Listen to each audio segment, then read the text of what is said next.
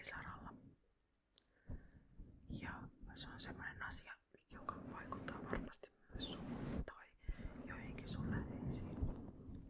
Se, että on epävarma, se vaikuttaa tosi vahvasti siihen, miten niin uskaltaa lähteä tekemään asioita ja miten näkee maailmaa. Ja nämä asiat, mitä mä puhun tässä, niin on omasta kokemuksesta. Sulla voi olla ihan erilaisia kokemuksia tai sä pystyt samaistumaan osalta näihin. Joten otat sen, mistä sä koet, että sä saat vertaistukea tai ajatuksia parantaa itsetuntoa ja itseluottamusta ja ylipäätänsä saat omaa epävarmuutta pois. Ja se on täysin ok olla epävarma, koska siihen vaikuttaa monet asiat. Ja siihen vaikuttaa sun menneisyys, siihen vaikuttaa nykyhetki, siihen vaikuttaa monet asiat. Joten pitäisi osata olla armollinen itselleen. Vaikka itseltä välillä se unohtuu, koska helposti lähtee ruoskimaan itseään sellaisista asioista, jotka kokee, että kaikki muut osaisi jo loistavasti. Ja sitä jotenkin varsinkin sosiaalisessa mediassa, niin se on vahvistanut mulla sitä, että mä näen omat tekemiset vähempiarvoisena tai huonompana, koska. Vaikka todellisuudessa se ei ole niin. Se ei ole silleen, että okei, nyt on yksi henkilö esimerkiksi, joka videoita katsoo, niin se ei määritä sitä kokonaisuutta. Te olette kumminkin eri ihmisiä ja teette erilaisia juttuja. Teillä on ihan eri osaamisen tasot. Että esimerkiksi tällä toisella voisi olla vaikka, että se osaa editoida tosi makeasti ja sitten itse ei osaa, niin saattaa olla vähän silleen, no mä teen huonoja videoita, koska mä en osaa tehdä samanlaisia juttuja.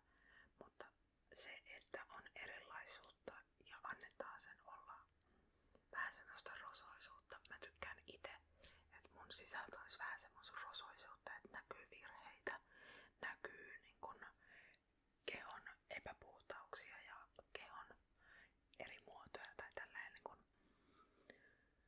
kehopositiivisuutta ja näkyy, että kaikki ei ole siistiä ja kaikki ei ole niin kun semmoista täysin tip-top, mitä helposti voidaan lähteä tekemään. Kyllä sitä itselläkin tulee semmonen, että okei, nyt pitäisi olla tää taustakin tosi upea ja hieno, mutta tää, mitä te näette tässä takana, se on osa mua.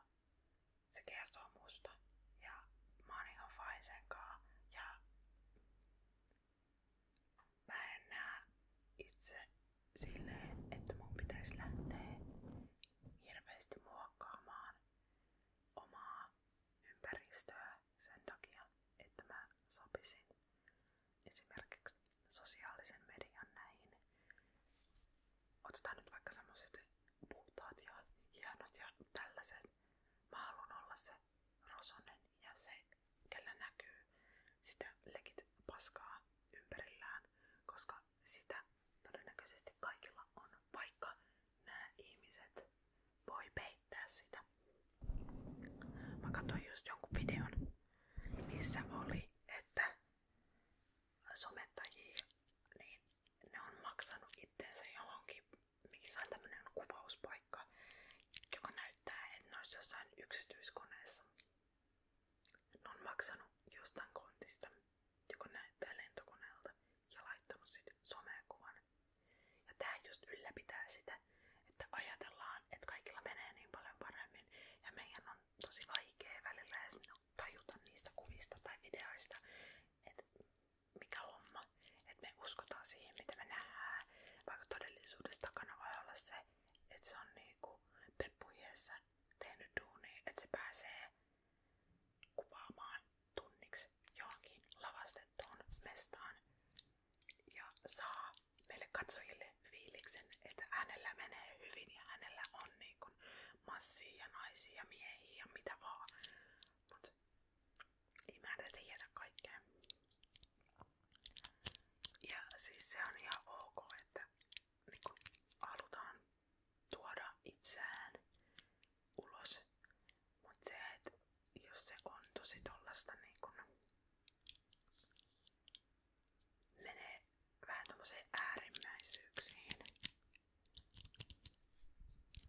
annetaan itsestään kuva, mitä ei välttämättä sit todellakaan oo. Tai et otetaan joidenkin kalliiden autojen luonnokuvia ja saadaan näyttämään siltä, että ne on niiden. Ja muutenkin tollanen, että pitäis, tai ei pitäis, mutta monesti näkyy, että ois paljon tällaisia, missä ihmisillä on rahaa ja mammonaa ja on kaikki luksustuotteita ja tällaista, mut silleen ei kaikilla sitä oo. Ja jos niinku jollakin somettajilla on, niin ei me tiedetä sitä, että onko se saanut sen vaikka yhteistyönä, että onko se edes käyttänyt omaa rahaa siihen vai mikä siinä on. Ja et näytetäänkö vaan just somessa sitä, mikä on ns. Cooli ja semmonen, millä saadaan jotenkin luotua sitä omaa kuvaa rikkaudesta. Mä en tiedä miten mä nyt päädyin tähän aiheeseen. Mua kiinnostaa tällainen, mutta mä ajattelin, että me voitais puhua niinku epävarmuuksista. Mutta ehkä mä päädyin tähän just sen takia, koska nämä asiat on ollut kans semmosia, mitkä aiheuttaa mulle epävarmuutta. Esimerkiksi se, että on just sisältöä, johon verrataan itseään.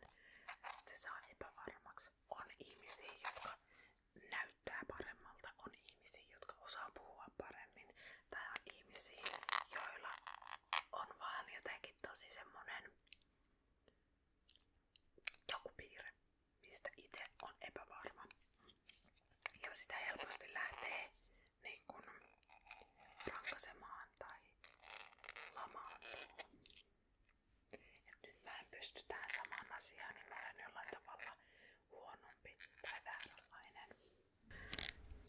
Esimerkiksi mulla on ollut näiden YouTube-videoiden kanssa sellainen olo, että mä en osais ollenkaan tehdä näitä. Ja että nää ois vaan jotenkin silleen omalla tavallaan noloja. Mä en siis pidä itse niin kuin ASMR:n tekemistä tai katsomista millään tavalla nolona. Mut se kuva, mikä mun omaan päähän tulee siitä, että ei muka riittäis, että pitäis olla tosi taitava kaikessa. Tai että jotenkin miten editoi videot ja miten on videoilla. Tietenkin se on oppimista. On joutunut opettelemaan nollista ihan itsekseen, että miten ääntä editoidaan, miten videoita editoidaan, mitä sovelluksia mä voin käyttää, mitkä on niinkon itselleen semmosia, mitä haluu tuoda ilmi ja mitä taas haluu pitää itsellään ja millaista ylipäätänsä sisältöä haluu tehdä. Et siinä on joutunut käymään kumminkin tosi paljon ajatuksia. Ja nyt kun mä mietin, kun mä aloitin joskus, milloinkohan mä aloitin ASMR on sitä useampi vuosi, niin silloin mun ensimmäinen video oli, että musta ei näkynyt kasvoja, koska mä olin epävarma. Mua eikä omalla tavallaan myös pelotti se, että mitä muut tulee ajattelemaan tästä. Mitä ihmiset, jotka tuntee mut, mitä ne tulee ajattelemaan tästä. Et on antanut tosi paljon valtaa sille omalle pelolle, vaikka on kiinnostusta tehdä sisältöä nettiin. Ja se ainakin omalla kohdalla harmittaa, että se on tullut niin vahvasti. Esimerkiksi just, tää videoiden tekeminen, niin mä oon ollut tosi epävarma. Oonhan mä tietenkin edelleen, vaan nyt kun mä saan kuvata yksin tässä, että täällä ei ketään katsomassa niin kotona tai missään, niin silloin mä pystyn olla suht hyvin kameran edessä. Mut sitten heti kun tulee, että pitäisi olla jonkun kanssa kameran edessä, niin se vaikeutuu. Tulee se oma blogi, tulee ne omat epävarmuudet, että riittääkö tähän kameran eteen, riittääkö oma persoona, riittääkö oma puhuminen. Ja sitä lähtee niin paljon yliajattelemaan.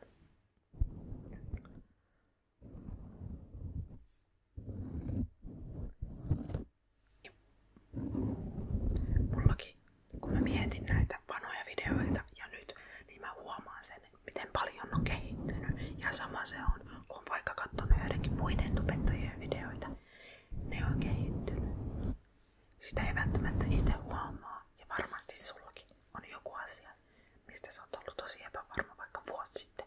Ja nykyään sä oot aika lailla sujut sen kanssa. Se voi olla vaikka jokin ulkonäköinen piirre. Tai sitten se voi olla joku taito, missä oot ollut epävarma. Se voi olla ihan mitä vaan. Mut niissä kehittyy. Vaikka se tuntuu semmoiselta, että ei tästä tule ikinä mitään. Mut se on jännä. Sitä kehittyy.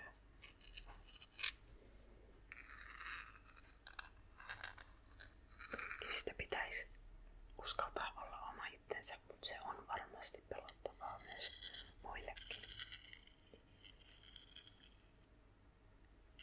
Oli se sitten esimerkiksi huumorin saralta. Mulla on ollut epävarmuuksia senkin suhteen. Just videoiden tekemisessä ja ylipäätänsä vaikka uusien ihmisten kanssa. Mut siinäkin mä oon koittanut parantaa sitä, että aina on joku ymmärtää sitä huumoria ja ei tarvii miellyttää kaikkia. Koska ei se homma muuten pelaisi, jos sä mietit koko ajan sitä, että miten sä pystyt olemaan miellyttävä kaikille. Sä vaan menetät itse siinä.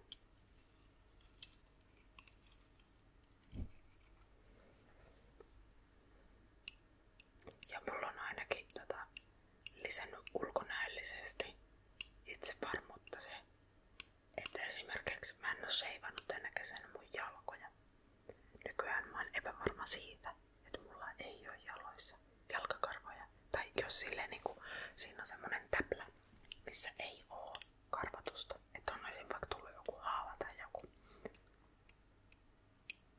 Niin se on jotenkin jännä, miten tää ajatus muuttuu. Että silleen on ollut semmonen olo, että pitäisi olla tietyn näköinen, mutta nyt varsinkin kun on vanhentunut. Tai silleen eihän mä vielä mikään hirveän vanha edes ole, mutta se miten niinku muutosta on tullut teiniajasta, eli sieltä niinku 15, 16, 17, 18, 19, 20 ja mä nyt täytän 25, niin se teiniyden jääminen ja tää aikuisuuden välimaasto on ehkä tässä nyt ja ne painii keskenään ja asettuu yhdessä siihen, että nyt lähdetään kasvamaan aikuisena. Ja semmoset omanlaiset teiniyden epävarmuudet ja jutut jää taakse. Tai mä ainakin toivon niin. Ja mä oon huomannut semmoista omanlaista kehitystä itsessäni tän ja viime vuoden aikana. Ja se on jotenkin hullua. Et sitä ei välttämättä niinku tajua, jos ei lähde pohtimaan. Ja mä oon omalla tavallaan innoissani siitä, koska mulla on niinku semmonen tunne, että mä haluan päästä tekemään asioita. Mutta siinä on ollut just esteenä nämä epävarmuudet. Ja nyt pikkuhiljaa nämä pikkuaivot, rusinan kokoiset aivot, oppivat sen, että minä riitän ja samoin sinä riität. Vaikka muualta tulisi väitettä, että ei riitä, niin se ei pidä paikkaansa. Jokaiselle on mun omasta mielestä jokin paikka.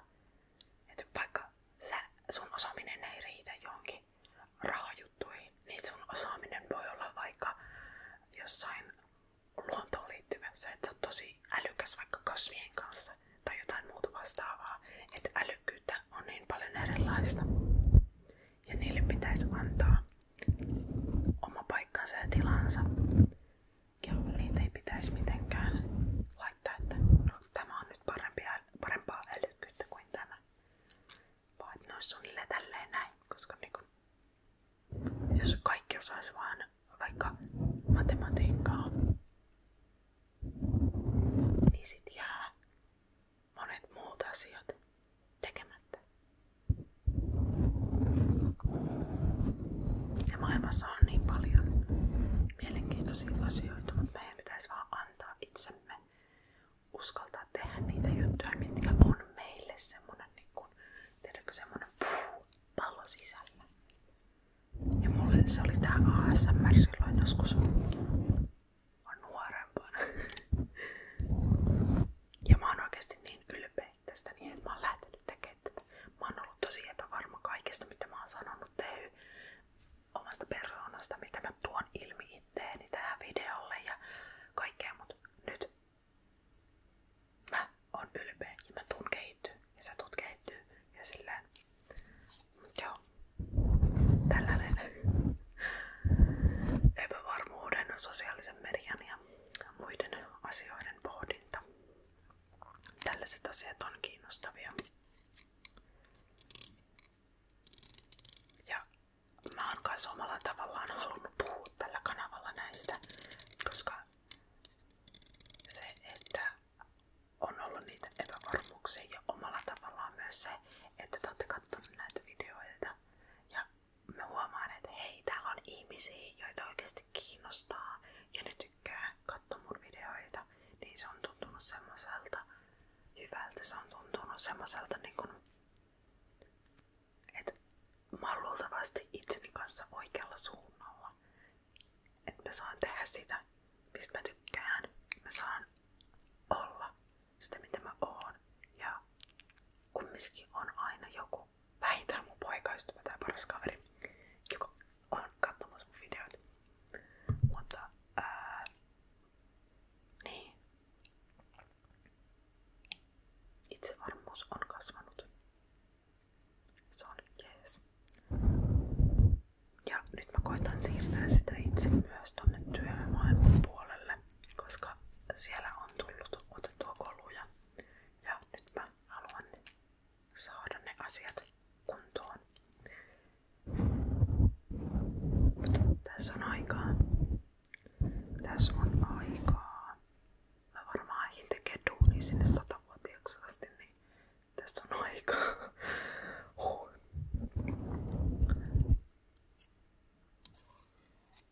Ja mä tossa puhuin aikaisemmin ulkonäöllisistä piirteistä, että saattaa olla epävarma. Niin mulla oli yhdessä vaiheessa se, että mä koin, että mä en voi käyttää silmämeikää, koska niin kun näkyy, mulla on painavat luomet, mutta se johtui vaan siitä, että mä olin käyttänyt väärän värisiä. Mä silloin menin just silleen, että no mitä muutkin käytti, ruskeeta ja mustaa luomiväriä, ei luomiväriä kuin eyelineria. Ja ei se tietenkään sopinut mulle, se teki silmissä semmoset pandamaiset. Ja se ei ollut se, mitä mä halusin. Mut nyt tänä vuonna mä oon löytänyt itselleni sen tyylin, mitä lähtee rakentaa. Ja se on se, että mä käytän värikkäitä luomiväreitä. Ne on semmosia kunnon räikeitä. Mut ne on just ne, mitkä sopii. Ja se, kun mä tajusin sen, niin mä olin vaan silleen, okei. Mun luomissa ei oo vikaa, mä oon vaan käyttänyt väärän väristä meikkiä. Sekin nosti mun itseluottamusta, itsevarmuutta, kun näköpaineita vähän vähensi. Ja nyt sitten pitää vaan saada varmuus siihen, että hei, nyt opetellaan tekemään niitä meikkejä. Et alussa ne tulee olemaan vähän skuffedin näköisiä, mutta niissä kehittyy. Ja muutenkin sosiaalisessa mediassa, kun näkee kuvia, missä tyypeillä on meikkiä, niin ne voi olla editoitu. On kaikennäköisiä sovelluksia, millä sä voit parantaa sun kasvojen ihoa. Sä voit niinku vetää digitaaliset meikit ja julkaista sen, ja tässä se on.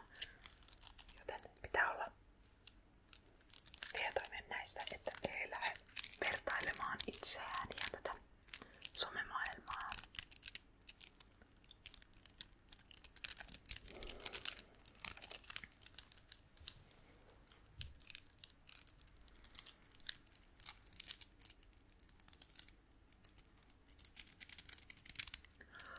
Mutta joo, mä ajattelin, että tästä on kiva jutella teillekin ja mä koen nyt semmoista omanlaista tyytyväisyyttä siitä, että mä uskalsin tehdä tämän videon ja mä uskon, että tästä voi olla ihmisille semmoista omanlaista vertaistukea tai jos tällainen aihe kiinnostaa, niin